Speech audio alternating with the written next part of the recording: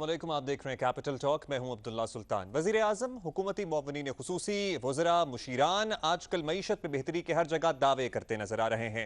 इन दावों के साथ साथ एक हकीकत यह भी है कि महंगाई मुसलसल बढ़ रही है और अप्रैल के महीने में महंगाई 11% पर रही, जो इस साल की बुलंद तरीन सतह साबित हुई। साथ ही साथ जब हुकूमती अरकान मईशत में बेहतरी के दावे करते हैं तो 3 बंपर क्रॉप्स का, 3 बड़ी फसलों का तस्करा करना नहीं भूलते और यही कहते हैं कि इन बंपर क्रॉप्स की वजह से पाकिस्तानी मईशत को भी फायदा हुआ है और साथ किसान के हालात भी बेहतर हुए हैं। लेकिन सवालात बहुत से हैं। सवाल यह भी है कि अगर गंदम की बंपर क्रॉप हुई है तो क्यों एक साल के दौरान आटे की कीमत में 28% का इजाफा हुआ है। सवाल यह भी है कि अगर गन्ने की फसल बंपर हुई है तो क्यों एक साल के अंदर चीनी की कीमत में 21% का इजाफा हुआ है। और क्या वाकई इन तमाम चीजों का फायदा किसान तक, जो इस मईशत की रीढ़ की हड्डी है, उसको पहुंच रहा है। इसी पे बात करने के लिए आज हमने मेहमानों को दावत दी है। जमशेद इकबाल चीमा साहब, मुअव्विन खुसूसी वजीर आजम बराए फूड सिक्योरिटी, हमारे साथ मौजूद हैं। साथ ही साथ खालिद महमूद खोकर साहब हमारे साथ मौजूद हैं, मरकजी सदर हैं पाकिस्तान किसान इत्तेहाद के। बहुत शुक्रिया आप दोनों मौजूद मेहमानों का। खालिद साहब, आपसे जरा शुरू करेंगे। हम जरा किसानों की राय, किसानों की आवाज सुनना चाहते हैं, क्योंकि किसानों की आवाज मेन स्ट्रीम मीडिया पे जरा कम आती है। हुकूमती वज़रा और नुमाइंदगान तो बात करते ही रहते हैं। आप बताइए, बंपर क्रॉप्स हुई, जाहिर है उसके कुछ वजूहात होंगी, हुकूमती पॉलिसीज होंगी, कुछ तो फायदा हुआ होगा जिसकी वजह से अच्छी फसलें हुई हैं इस दफा। देखें जी, अल्हम्दुलिल्लाह हम अल्लाह ताला का शुक्र अदा करें कि इस दफ़ा हमारी फसलें बहुत अच्छी हुई हैं, सिवाय कपास के अलावा। हमारी चावल की बम्पर क्रॉप हुई है, मेज़ की बम्पर क्रॉप हुई है, गंदम की बम्पर क्रॉप हुई है, आलू की बम्पर क्रॉप हुई है, इस तरह दाल मूंग की भी बम्पर क्रॉप हुई है। ये 5-6 फसलों की बम्पर क्रॉप हुई है। हाल बता कपास में हम बहुत पीछे चले गए हैं। कपास में पीछे जाने की वजह वो कोई आज 1 साल नहीं है या 2 साल नहीं है। कपास की फसल को पीछे लाने में हमें 20 साल लगे हैं, क्योंकि 20 साल से हमने जदीद टेक्नोलॉजी नहीं अपनाई। उसमें पिछली हुकूमतें बराबर की ज़िम्मेदार हैं, क्योंकि कपास को तरजीहात में शामिल नहीं किया गया, जबकि हम इंडिया से आगे थे। आज इंडिया हमसे कई गुना आगे चला गया। 92 में हमारी कपास की पैदावार थी 1 करोड़ 28 लाख बेल, इंडिया 1 करोड़ 10 था। अब इस दफ़ा हमारी 55 लाख है, इंडिया चला गया 4 करोड़ पे। वजह एक ही है कि उन्होंने जदीद टेक्नोलॉजी अपनाई, हमने जदीद टेक्नोलॉजी नहीं ली। और उसमें दूसरा एक और चीज़ भी आता है कि 60 में जो कमीशन बना था उसकी रिपोर्ट के ये थी कि पत्तों की से लेकर रहबिया रखा तक कोई शुगर मिल ना लगे, हमने सारी वहीं पे लगा दी। हमने शुगर मिल को प्रमोट किया बजाय कपास को प्रमोट कर। हमने कपास को खुद ब खुद तमाम हुकूमतों ने मिल के उसको ख़त्म किया है। इस दफ़ा अल्हम्दुलिल्लाह काश्तकार को दूसरी बात यह है कि एक्सपोर्ट ज़्यादा हुई है इस दफ़ा।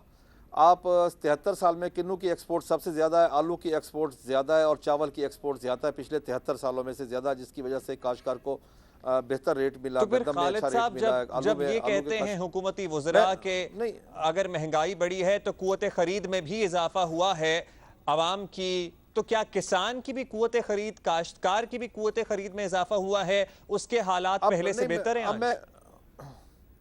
देखिए, मैं आपको इस साल काश्तकार के लिए अच्छा लगा, लेकिन अगला साल हमें इस वक्त वो बजट पे मुनहसर है जो अगला साल आने वाला है, क्योंकि हमारी कॉस्ट ऑफ प्रोडक्शन ऑलमोस्ट 100% बढ़ चुकी है इस दफ़ा।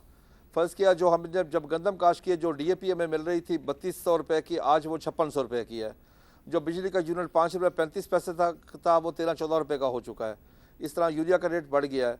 अब ये बजट पे डिपेंड करता है कि बजट में काश्तकारों के साथ क्या सलूक किया जाता है, क्योंकि मेरी प्राइम मिनिस्टर साहब से भी मुलाकात हुई थी, जमशेद इकबाल चीमा साहब भी उससे मौजूद थे।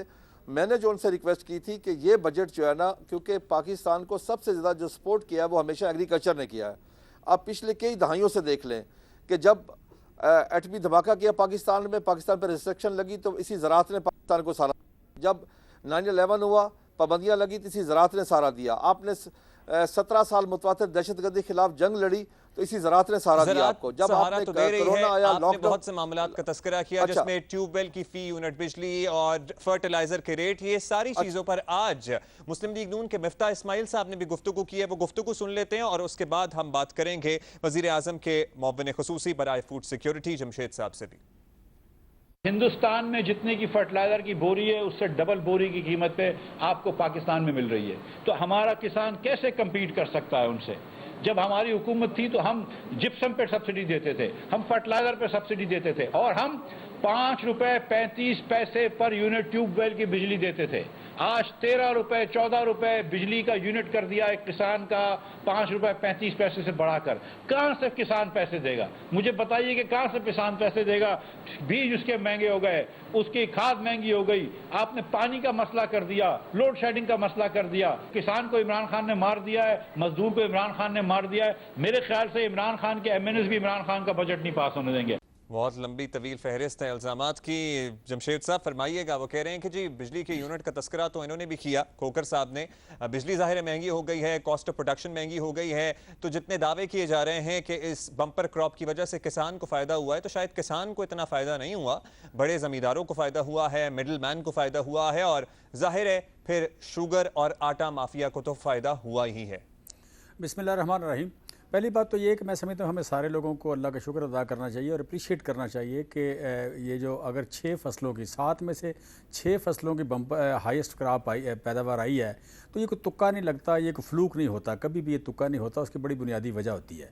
वज़ीर-ए-आज़म का प्लान है कोई तकरीबन 600 अरब रुपए का, जो आप कह लें कि क्रॉप मैक्सिमाइजेशन का है। ये जितनी भी न्यू टेक्नोलॉजीज़ है या जो रीवैम्प या ट्रांसफॉर्मेशन या रीफार्म करना एग्रीकल्चर को, उस पर लग रहा है। 600 अरब रुपये जो लग रहा है, बेसिकली आप कह लें कि उसमें 2-3 चीज़ें बड़ी सादा सी वो उसमें जो मिफ्ता इस्माइल साहब बात कर रहे हैं उसका जवाब भी आ जाएगा। वज़ीर-ए-आज़म की जो ट्रांसफॉर्मेशन पॉलिसी एग्रीकल्चर की, उसका पहला नुक्ता ये है कि किसान, सार्फ यानी यूज़र और इंडस्ट्री, इन तीनों में बैलेंस क्रिएट किया जाएगा। हम किसी एक को खुश करने के लिए दूसरे की कुर्बानी नहीं देंगे।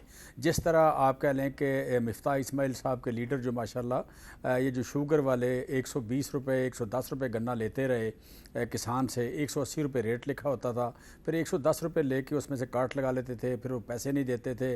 फिर माशाल्लाह मैं दूसरों की बात नहीं करता, मैं सिर्फ मियाँ फैमिली की बात करता हूँ कि ये 3 शुगर मिलें अपने ओरिजिनल एरिया से उखाड़ के किसी और जगह ले गए बगैर किसानों के पैसे दिए।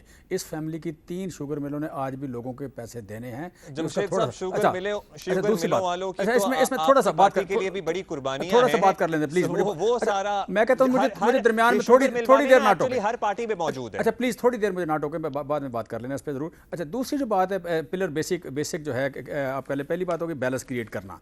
दूसरी बात यह है कि हमारा मीडियम और स्मॉल फार्मर, हमारा मेजर फोकस वो है। आपने कहा कि शायद हमको बड़े किसान को सपोर्ट करने जा रहे हैं, ऐसा नहीं है। और तीसरी बात यह है कि आपने बात की है मिडल मैन की। मिडल मैन जो है, जो उसका रोल है, वो उसको पैसे मिलने चाहिए। ये तिजारत जो है या ट्रेड जो है हर मुआशरे का हुसन होता है। लेकिन आप ये देखें कि हमारे यहाँ जो रेट डिसाइडेड था 1800 रुपये गंदम का, वो लोगों को मिला। इसका मतलब है कि मिडल मैन उसमें आप कह लें कि उसने कहीं को नाजायज़ मुनाफा हमने नहीं कमाने दिया। फिर जो शुगर मिलों का रेट था डिसाइडेड 210 रुपये, इस साल जो किसान को एवरेज रेट मिला है 258 रुपये मिला है। इसी तरह राइस की बात कर लें, दालों की बात कर लें, कहीं भी हमने किसान का इस्तेसाल नहीं होने दिया। यही वजह है कि बहुत सारे लोग हमसे नाराज़ हैं कि जो स्पेशली इस्तेसाल करने के आदी थे, उसमें हमने किसी को वो नहीं करने दिया। सो ये बात भी उनकी रिफ्यूट होती है। फिर दूसरी एक बात और मैं ज़रूर, क्योंकि पीपल्स पार्टी के लोग बात करते हैं, नून लीग की बात करते हैं, सिंपल यहाँ से उठ के जाना, आप जाके देखना कि जो पीक रेट रहा नवाज शरीफ साहब के दौर में और जरदारी साहब के दौर में, DAP का रेट क्या था। जरदारी साहब के दौर में जो DAP का आप कह लें पीक रेट रहा 4200 रुपये रहा, और शहबाज शरीफ साहब या नवाज शरीफ साहब के दौर में जो रेट रहा वो तकरीबन 3800 रुपये बोरी का रेट रहा।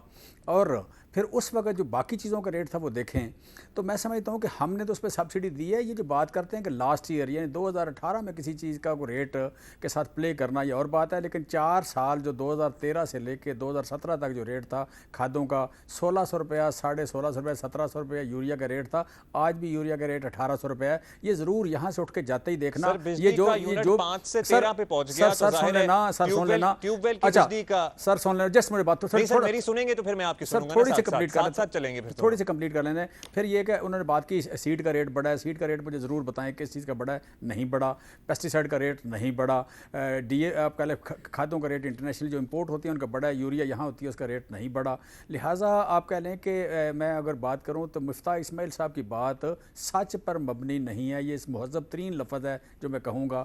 बाकी अगर आप कह लें कि आप साबिक़ वज़ीर ख़जाना हो और आप यहाँ आके एक गलत बयानी करें, मुनासिब नहीं है। अच्छा, मुफ्ता इस्माइल साहब को चूंकि आप इतना याद कर रहे हैं तो हम इस वक्त यहाँ मौजूद तो नहीं है, लेकिन आज ही उन्होंने गुफ्तगू की है, तो एक कुछ और भी बातें क्यों उन्होंने इस सिलसिले में सुन लेते हैं वो भी। एग्रीकल्चर प्रोडक्शन कम हो रही है। एग्रीकल्चर गन्ने की आपने फसल देख ली, कम हो गई।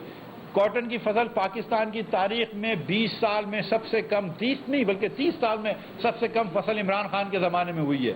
ये इस हुकूमत की हकीकत है। अच्छा, कॉटन की फसल तो सर्टनली कम हुई है, लेकिन खोकर साहब क्या गन्ने की फसल, ये जो दावा कर रहे हैं मिफ्ता साहब, ये दुरुस्त है या गलत है? नहीं, गन्ने की फसल अच्छी हुई है। कपास की फसल में कोई शक नहीं कि पिछले 20 साल में सबसे कम आई इस साल।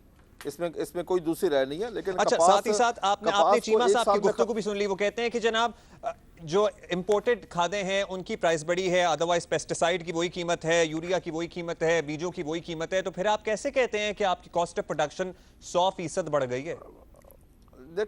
देखें जी, कॉस्ट ऑफ प्रोडक्शन में हुकूमत ने जिस तरह हमें सपोर्ट करना चाहिए था, हुकूमत उस तरह हमें सपोर्ट नहीं कर सकी। कोविड-19 में प्राइम मिनिस्टर ने सब्सिडी अनाउंस की 1200 बिलियन की मुख्तलिफ सेक्टर में, जिसमें 63 बिलियन था एग्रीकल्चर के लिए। बाकी सबको मिल गई, लेकिन एग्रीकल्चर को वो सब्सिडी ना मिल सकी। दूसरा यह है कि इस वक्त हमारा जो पिछले 20-30 साल से सबसे बड़ा जो इशू आ रहा है वो रिसर्च का आ रहा है। 20-30 साल से, आज का नहीं है, 20-30 साल से हमारा रिसर्च का जो बजट है वो एग्रीकल्चर के GDP का 0.8 है। हालांकि इंडिया 0.4 है, चाइना 0.5 है, ब्राज़ील 1.75 है। हमने रिसर्च पे भी उस तरह तवज्जो नहीं दी। ज़राअत एग्रीकल्चर ऐसी नहीं कि आप 1-2 सालों में 3 सालों में ठीक कर लेंगे, इस पर कंटिन्यूस काम होने की ज़रूरत है। और इस वक्त इसमें सबकी कंट्रीब्यूशन है, माजी की हुकूमतों को भी इससे बरी जिम्मा नहीं करार दे सकते। लेकिन खोकर साहब, अगर आपको सब्सिडी नहीं मिली तो आप ऐसे चुप करके बैठने वाले तो है नहीं। आपकी सब तमाम बरसरे इख्तिदार लोगों से मुलाकात भी रहती है, तो क्या कहते हैं, आपको क्यों नहीं मिली सब्सिडी? किसान को, एग्रीकल्चर को क्यों नहीं मिली सब्सिडी? देखें ना जी, हमने उस पर पूरा शोर मचाया है, पूरी बात की है। हमारे साथ जो प्राइम मिनिस्टर ने वादा किया है वो इस बजट का वादा किया है, इस बजट के बारे में कि ये एग्रीकल्चर बजट होगा, ज़रूरी बजट होगा। अब ये बजट आने वाला है। बजट का वादा क्या है ये जमशेद साहब ही हमें बेहतर बता सकते हैं। जमशेद साहब, एक तो वो बिजली के यूनिट की बात रह गई, दूसरा इस बजट में आप क्या वादा करेंगे? क्या ये एग्रीकल्चर बजट होगा? क्या वाकई जो किसान आपसे सब्सिडी मांग रहे हैं, वो कहते हैं हमारी कॉस्ट ऑफ प्रोडक्शन बहुत बढ़ गई है, हम ज्यादा सपोर्ट कर सकते हैं मईशत को, उस पर कुछ हैं इंसेंटिव किसानों के लिए? डेफिनेटली। देखिए, पहली बात तो यह है कि इसमें जो बात उन्होंने रिसर्च की है, रिसर्च में हम मेजर इन्वेस्टमेंट कर रहे हैं। तकरीबन इस वक्त जो इंटरवेंशन कर रहे हैं रिसर्च पॉइंट ऑफ व्यू से, या जिसे कहते हैं कि हाई वैल्यू जो चीज़ें हैं, हाई वैल्यू 2 चीज़ें पाकिस्तान में जो बड़ा जो हाई टिकट आइटम है, जो कंट्रीब्यूट ज़्यादा कर सकते हैं इस इकानमी में, वो आपका लाइफ स्टॉक है। दूसरा आपका जो बड़ा हाई टिकट आइटम है वो है फूड एंड अपना ये वेजिटेबल्स, फ्रूट्स एंड वेजिटेबल। सो 2 बड़े आप कह लें कि हमारे पानी की बेस्ट यूटिलाइजेशन भी इससे होती है और हमारी लाइफ स्टॉक की भी। तीसरा, हमारी जो आप कह रहे हैं स्ट्रेटेजिक क्रॉप्स हैं, स्ट्रेटेजिक क्रॉप्स को यहाँ पे लोगों में हौसला नहीं किया कि उसको चेंज करना या डिसाइड करना कि आपकी माजी में ज़रूरत और थी, आज और है। आज आपकी सबसे बड़ी जो स्ट्रेटेजिक क्रॉप है वो मेज़ बन गई है, क्योंकि उसने फूड और फीड दोनों आपको देनी है, इंडस्ट्रियल रॉ मटेरियल भी देना है। वो माजी में रही है, इनसे को आप कह लें कि इग्नोर हुई है, इस वक्त ज़्यादा थोड़ी पैदा हो रही है। एक सवाल आपसे बड़ा ज़रूरी है और वो हमसे आवाम भी जब हम बाहर लोगों से मिलते हैं वो भी पूछते रहते हैं कि बम्पर क्रॉप्स हो रही हैं, ज़बरदस्त तरक्की की है, अच्छी बात है, मईशत को भी फ़ायदा हुआ है, लेकिन एक आम आदमी, मैं या आप या हमारे घर से कोई और, जब चीनी खरीदने जाता है तो चीनी फिर क्यों 110 के अराउंड मिलती है हमें फी किलो? फिर आटे की कीमत सिर्फ 1 साल के दौरान 28% कैसे बढ़ गई? जब इतनी बम्पर क्रॉप है गंदम की, तो क्यों हमें महंगी अशिया दस्तयाब हैं? अशियाए खुरोनोश की कीमतों में आज भी 16 से 17% का इजाफा हो रहा है मुसलसल। देखिए, इसमें बड़ी बुनियादी बात यह है कि ये जो आप कह लें नॉर्मली हर साल या हर वक्त ये बड़ी जो 6 या 7 फसलें, इसमें एक सोयाबीन ऐड कर लें, ये 6-7 फसलों में कोई एक फसल महंगी होती है, बाकी फसलें नॉर्मल रेट पे होती हैं। ये 12-13 साल बाद एक साइकिल आता है कि जिसमें 6 या 5 फसलें महंगी हो जाती हैं। इस वक्त इंटरनेशनली देखें तो इस वक्त आल बड़ी मतलब एडिबल ऑयल से लेके काटन तक, वीट, राइस, मेज़, आलू, सारी फसलें महंगी हुई हैं। सो ये 2008 के बाद ये अब साइकिल आया है। उसकी वजह बेसिकली ये है कि जब नॉर्मल रूटीन चल रही होती है तो डिमांड बढ़ रही होती है, आबादी बढ़ रही होती है, उतनी प्रोडक्शन नहीं बढ़ती, प्रोडक्शन थोड़ी बढ़ती है। फिर जब फसलें महंगी होती हैं तो दुनिया में बड़ी नई इन्वेस्टमेंट आती है, डैम बनते हैं, नहरें बनती हैं, नई ज़मीनें आबाद होती हैं। ये एक साइकिल है। अब वो साइकिल आया हुआ है, पिछले साल से ये साइकिल आया है। अच्छा, इसमें 280 रुपये, सर एक फिक्र कंप्लीट कर रहे हैं। इस वक्त 284 देखिए, नॉर्मली गंदम का रेट 212, 215, $220 होता है पर टन, पर मेट्रिक टन। इस वक्त आप कह लें कि $280 या $285 से लेकर $300 तक रेट है, पिछले 1.5 साल से चल रहा है। आपकी सिर्फ 2 फसलें ऐसी हैं जिनका आपने रेट डिसाइड किया हुआ है, एक गन्ना और दूसरी मेज़ वीट। ये 2 फसलों का गवर्नमेंट ने रेट डिसाइड किया, बाकी तमाम फसलें आपकी लोकल हों या बाहर से आती हों, ये सारा इंटरनेशनल रेट के मुताबिक चलती हैं। इस वक्त आपको चावल देखें, मेज़ देखें, आलू देखें, सारी की सारी इंटरनेशनल रेट के मुताबिक चल रही हैं। लिहाजा हमने सिर्फ ये किया है कि हमने अपने किसान की कास्ट पे शहरी सारफ को खुश नहीं किया, हमने सोसाइटी में एक तवाज़न कायम किया है। किसान के दरमियान, इंडस्ट्री के दरमियान और सारफ के दरमियान हमने एक तवाज़न कायम किया है। जब चीज़ सस्ती होगी हम सस्ती दे देंगे, जब चीज़ महंगी होगी, इस वक्त भी किसान की इनकम और आपने वादा किया कि आने वाला बजट एक्चुअली किसानों के लिए बड़े रिलीफ लेकर आएगा। खोकर साहब, आपको यकीन है कि आने वाला बजट एक तो आपके लिए कुछ खुशखबरियां लेके आएगा, साथ ही साथ शुगर फैक्ट्रीज कंट्रोल एक्ट में जो तरमीम का मामला था, कुछ सजेशंस आप लोगों की भी थी, वो कहां तक पहुंचा? वो सेटल हो गया सारा कुछ? आपने सर ये सबसे अच्छी बात कर दी है जी, मैं आपका मशकूर हूँ। शुगर के एक्ट पे आए, वो हमारी कमर में एक छुरा नहीं बल्कि ब्रस्ट मारा गया है। एक ऐसा एक्ट आया है जो ना एक्ट बना है, ना पेश हुआ है, ना टेबल हुआ है असम्बली में, और वो प्रिंट हो गया है। यानी ऐसा दुनिया में कहीं मिसाल नहीं, किसी महज़ब मुआशरे में ऐसा नहीं होता। ये पंजाब असम्बली की सबसे ज़्यादा तज़हीक की गई है कि शुगर मिल वालों ने वो एक्ट खुद लिखा है और ख़ुद ही प्रिंट करवाया है और हम पर लागू हो गया है। देख, कौन सा कानून है कि 7 माह हम अपनी रकम नहीं ले सकते शुगर मिल से? अगर शुगर मिल वाले कटौती करते हैं तो हम उनके खिलाफ FIR लॉन्च नहीं करवा सकते। फिर शुगर मिल अगर वो बैंक ट्रांजैक्शन उन्होंने ख़त्म कर दी, देखिए मैं आपको अर्ज़ करूं कि मैं यकीन कर ले कि पंजाब की पूरी आवाम हार गई। ये 10 से 15 या 20 लोग होंगे शुगर मिल वाले, ये जीत गए हैं। हम इनसे शिकस्त खुर्दा है, असम्बली इनसे हार गई है, प्राइम मिनिस्टर हार गया है इस वक्त। तो वज़ीर आला पंजाब से मुख्तसरन बताइएगा, वज़ीर आला पंजाब से जो आपकी मुलाकात हुई थी उसमें उसके बाद कोई पेशरफ्त नहीं हो सकी, आप अपना एहतजाज रिकॉर्ड कराएंगे? आप क्या कहते हैं, पंजाब हुकूमत इस सिलसिले में आपके साथ बिल्कुल नहीं खड़ी? नहीं, जब वज़ीर आला पंजाब ने हमसे वादा किया कि जुमे वाला दिन पेश होगा, जुमे को पेश ना हुआ, सोमवार को पेश हुआ। जब पेश हुआ तो ऐसी कमेटी को रेफर किया जो कमेटी एग्जिस्ट नहीं करती थी। फिर हमने प्राइम मिनिस्टर को लिखा, उसके बाद एक दूसरी कमेटी को दिया गया, जिस कमेटी की आज के दिन तक उसकी मीटिंग नहीं बुलाई गई। हम बिल्कुल उसके लिए आज के दिन तक उस कमेटी की मीटिंग नहीं बुलाई गई। शुगर फैक्ट्रीज कंट्रोल एक्ट पर भरपूर तहफ्फुज़ात हैं किसानों के, वो कह रहे हैं एहतजाज भी करेंगे। बहुत शुक्रिया, हमारे मौजूद मेहमान हमारे साथ मौजूद थे मुवज़्ज़िर आज़म बराए फूड सिक्योरिटी जमशेद इकबाल चीमा साहब और मरकज़ी सदर पाकिस्तान किसान इत्तेहाद खालिद महमूद खोकर साहब। आप दोनों का बहुत शुक्रिया। प्रोग्राम में यहाँ शामिल करेंगे एक ब्रेक, कुछ मज़ीद बात इस ब्रेक के बाद।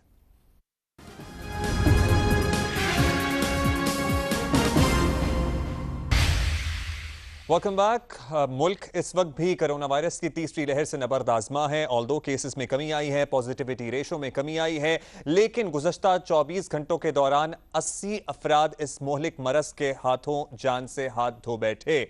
जहां पूरे मुल्क में सरगर्मियां बहाल हो रही हैं, पंजाब की बात कर लें, पख्तूनख्वा की बात कर लें, बलोचिस्तान की बात कर लें, स्कूलों को खोलने की बात की जा रही है, साथ ही साथ रेस्टोरेंट्स, कारोबारी सरगर्मियां पहले से बेहतर सूरत हाल में अब हमें होती हुई नजर आ रही हैं। वहीं कराची में अभी भी पाबंदियां बरकरार हैं।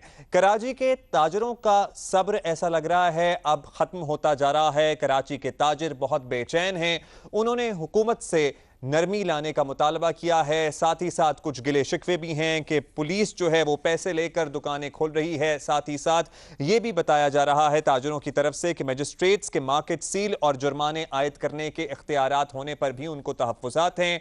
छुट्टी का भी मामला है, टाइमिंग का भी इशू है। इसी सारी सूरत हाल पर बात करने के लिए हमारे साथ पैनल मौजूद है। मुर्तज़ा वहाब हमारे साथ मौजूद हैं, पीपल्स पार्टी के रहनुमा हैं, तर्जुमान सिंध हुकूमत हैं, मुशीर हैं वज़ीर आला सिंध के। साथ ही साथ MQM पाकिस्तान से हमारे साथ मौजूद हैं कंवर नवीद जमील साहब, और ताजर बिरादरी को रिप्रेजेंट करने के लिए चेयरमैन ऑल कराची ताजर इत्तेहाद अतीक मीर साहब हमारे साथ आज इस गुफ्तगू में शामिल रहेंगे। अतीक साहब, चूंकि आपको तहफ़्फ़ुज़ात हैं और MQM पाकिस्तान आपकी हम आवाज़ हुई है, तो सबसे पहले तो आपसे हम जान लें, ये बात शायद समझना इतनी मुश्किल तो नहीं है क्योंकि सिंध में कोरोना केसेस बाकी मुल्क से ज़्यादा हैं। जब सिंध काम कर रहा था, पंजाब में पाबंदियां सख्त थीं, जब कराची में कारोबार हो रहा था, लाहौर ऑलमोस्ट लॉकडाउन में था। अब कराची में ज़्यादा केसेस आ रहे हैं तो कराची में सख्तियां होंगी। देखिए, हमने कुछ 24 आवर्स तो कारोबार की इजाज़त नहीं मांगी थी। जब NCOC ने 8 बजे तक कारोबार को महदूद किया, हम उसके लिए तैयार थे। सिंध हुकूमत ने उसे 6 बजे तक महदूद कर दिया। अब ये 2 घंटे में हुआ ये कि 5 बजे दफातर से लोग जब फारिग होते हैं, इससे 6 बजे लोग मार्केटों से कारोबार समेट के निकलते हैं। तो आप देख सकते हैं, मीडिया दिखा रहा है कि ट्रैफिक का जो एक हुजूम है, एक पूरा शहर दरम परम है। तो ये बारहा हमने कहा कि एक तो कदरे मौसम गर्म होने से लोग 3 बजे के बाद निकलने पर मजबूर हैं।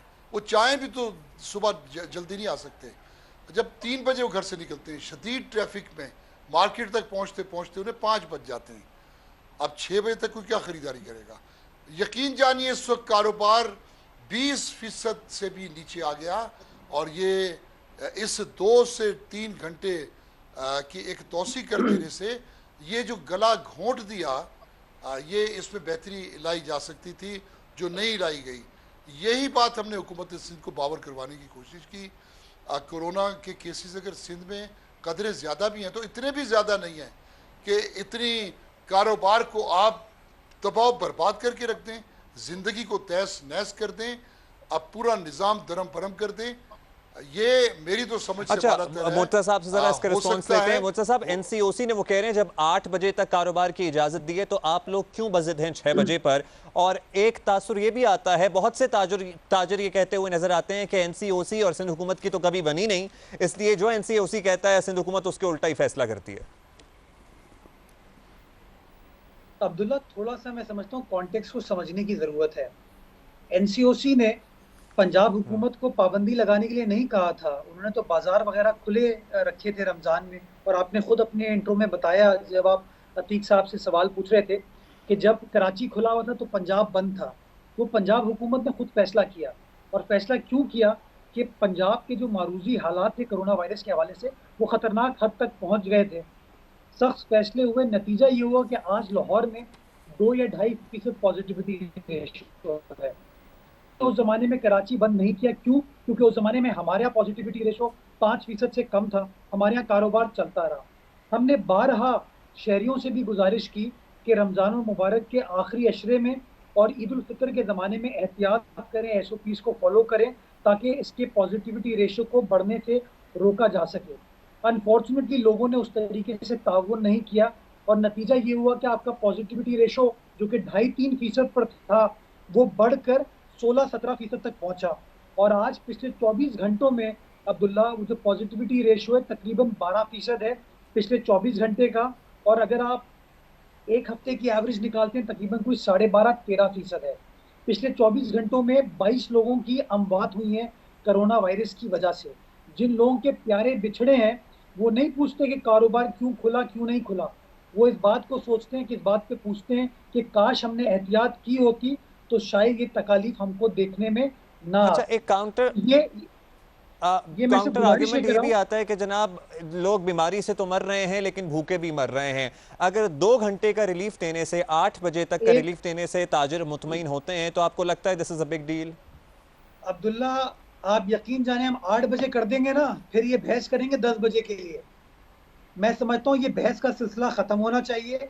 वजीर आजम के सामने भी जब NCC का मंडे को इजलास हुआ था तो वजीर आला सिंध ने कहा उनको, और बरमला का मैं रिकॉर्ड पर कह रहा हूँ ये, कि सर जब आप एनसीओसी के लेवल पे या असद उमर साहब जब कहते हैं कि चीज़ें हम खोल देते हैं, उसके बाद सिंध गवर्नमेंट के लिए बड़ा मुश्किल होता है लोगों को कायल करना, उनको कन्विंस करना कि हम सख्तियां करने जा रहे हैं। तो खुदारा थोड़ा सा चीज़ों को स्पेस आउट करने की ज़रूरत है, ताकि अगले 5-6 रोज़ 7 रोज़ जो है हम सख्तियों को बरकरार रख सकें। और अगर सख्तियों को हम बरकरार रखने में काबू पा लिए तो हम जो है कोरोना वायरस के केसेस की पॉजिटिविटी रेशो कम कर पाएंगे।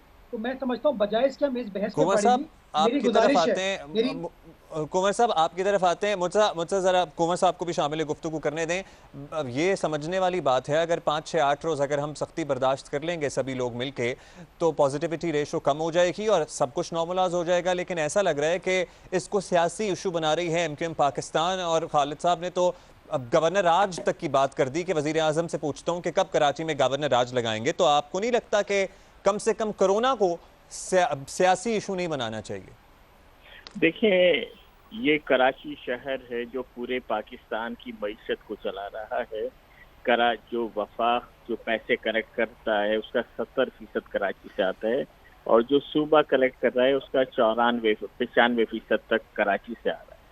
तो कराची के लोगों का, कराची के ताजरों का, सबका कहना यही है कि आप कराची के मसाइल को हमदर्दी से देखें, ना कि आप ब्रूटल अंदाज में बेरहमी से देखें।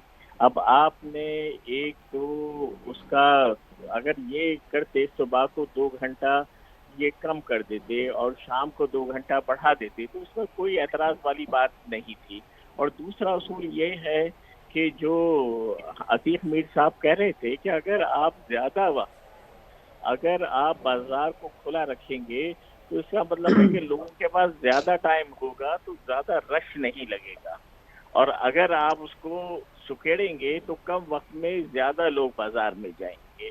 तो इनकी ये बात बड़ी लॉजिकल नहीं, तो ये सारी बातें तो आप की जा सकती थी, लेकिन इस सारी बात में गवर्नर राज की बात कहाँ से आ गई? देखिए, मैं अपनी बात पहले सियासत करना भी तो लाजिम है। देखिए, जो आपने पहले सवाल किया है मुझे उसका जवाब दें। दूसरा ये कराची के लोगों के लिए, कराची के कारोबारी तबके के लिए जो दूसरा सबसे बड़ा मरहला आ गया है कि यहाँ पर जो इंतजामिया लेकर आए हैं, जो पुलिस लेकर आए, उनका कराची से कोई ताल्लुक नहीं है। ये तमाम के तमाम पुलिस ऑफिसर, ये तमाम मजिस्ट्रेट, ये डिप्टी कमिश्नर, ये सब कराची के बाहर के हैं। ये समझ रहे हैं कि ये कोरोना आ गया है, ये लॉकडाउन लग गया है तो हमारा सीजन लग गया है। हर आदमी, हर पुलिस ऑफिसर, हर मजिस्ट्रेट, हर डिप्टी कमिश्नर इसी में है कि हम कराची के लोगों से तो पहले ही वो बेचारे टैक्स दे दे के मर गए हैं कि उनकी जेब से पैसे निकालें, और सब बरबला कह रहे हैं। अच्छा, ये सीजन लगने वाली बात जो है ना, इस पे ताजिर खासा तहफ़्फ़ुज़ात का इजहार पहले भी कर चुके हैं और ये जेन्युइन कंसर्न है, क्योंकि ताजिर रहनुमा शर्जील गोपलानी साहब, उन्होंने कहा जी मोबाइल मार्केट से ज़िलाई इंतज़ामिया ने 1 करोड़ रुपए रिश्वत ली, कीमती फ़ोन मोबाइल भी ले गए। और ये कहानी अक्सर ताजिर आपको मार्केट में कहते हुए नज़र आते हैं कि जनाब इंतज़ामिया पैसे लेकर डी सील कर रही है, या पुलिस वाले आते हैं और फिर मुबैना तौर पर रिश्वत का मुतालबा करते हैं।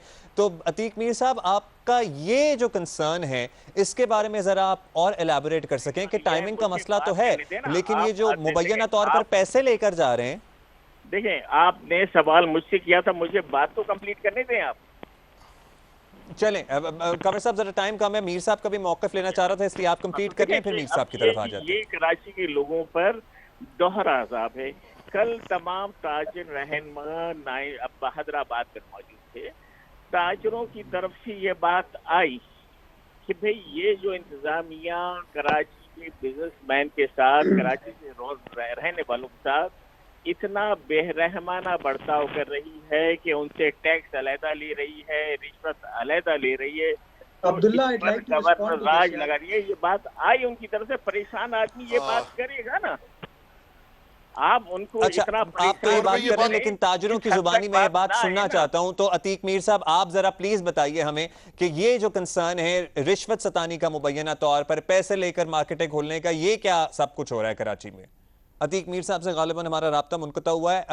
मुर्तज़ा वहाब साहब, आप तक ये शिकायत पहुंची हैं, और अगर पहुंची हैं तो क्या आपने इसका इजाला करने की कोशिश की? क्योंकि अगर ये वाकई हो रहा है तो ये ज्यादती है।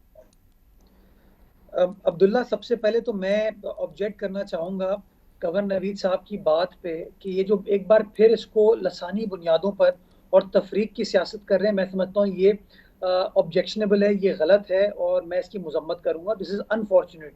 ये वक्त लोगों के अंदर तफरीक पैदा करने का नहीं है, लोगों को जोड़ने का है, ताकि मिलकर हम इस डिफिकल्ट सिचुएशन से निकल सकें।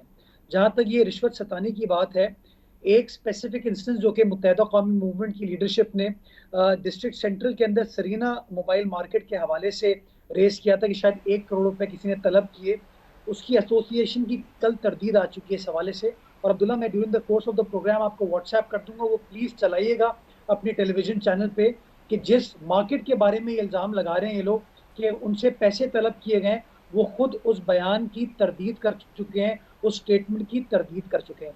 मैं अभी फिर एक बार आपको जिम्मेदारी ऑल राइट, तो फिर हम मीर साहब हमारे साथ मौजूद हैं, तो उनसे जरा पूछ लेते हैं। एक मिनट मीर साहब आप बता दीजिए कि जो मोबाइल मार्केट वाला वाकया है ये नहीं हुआ है? देखिए, बताएं।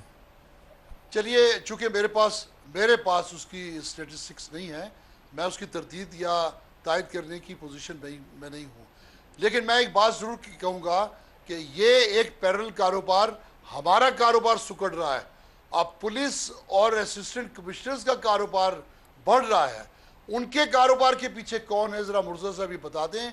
और अगर ये कहते हैं कि ये इनकी कोई स्ट्रेटेजी है कि 2 घंटे पीछे इन्होंने जो किया तो उससे तो रश बढ़ गया, अगर कोरोना में रश कम करना मकसूद था तो इससे बदतर आपकी स्ट्रेटेजी हो नहीं सकती कि आपने पूरे शहर को सड़क पे लाके खड़ा कर दिया।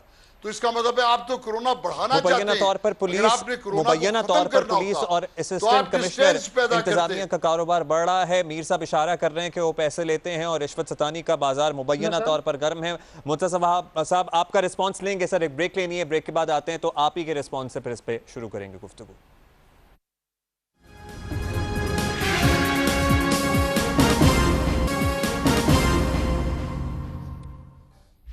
Welcome back to capital talk. Murtaza साहब, जेन्युइन कंसर्न है मीर साहब का, टाइमिंग, छुट्टी, वो सारे मामला तो अपनी जगह, लेकिन अगर वो कह रहे हैं कि इंतजामिया और पुलिस उन्हें तंग कर रही है तो आप लोगों ने एटलीस्ट इंक्वायर तो किया होगा। आई होप वजीर आला साहब ने जरा इंस्ट्रक्शन दी होगी कि हो क्या रहा है।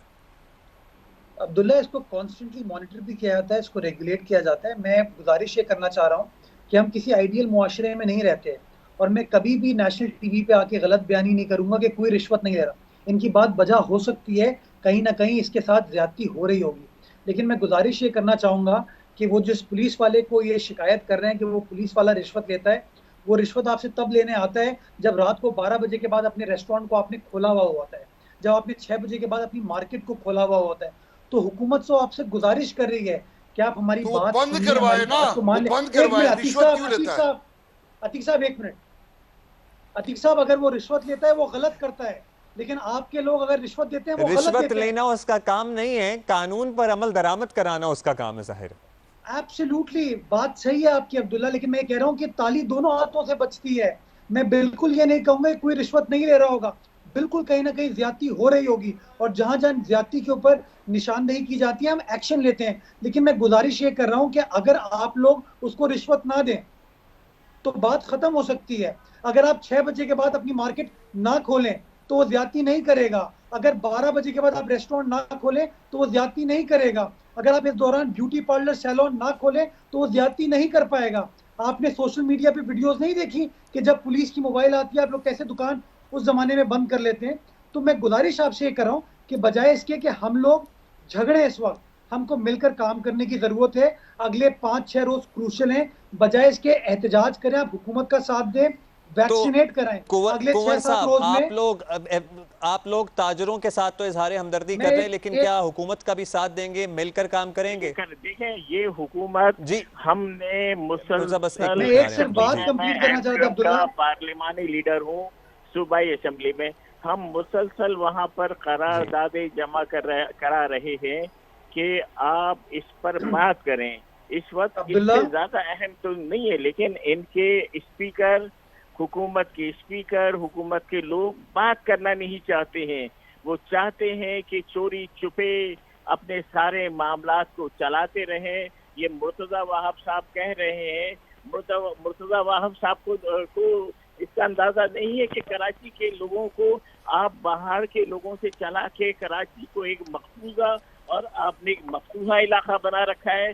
पूरा कराची ये कर रहा है। आप तो इसलिए चलो भाई आप गवर्नमेंट का हिस्सा है, आप एडवाइजर हैं। अच्छा, फिर तो आप वही बाहर के लोगों की बात कर रहे हैं। मुर्तजा साहब, मेरे पास सिर्फ 30 सेकंड्स हैं, आप रिस्पॉन्ड करना चाहें तो कर दें।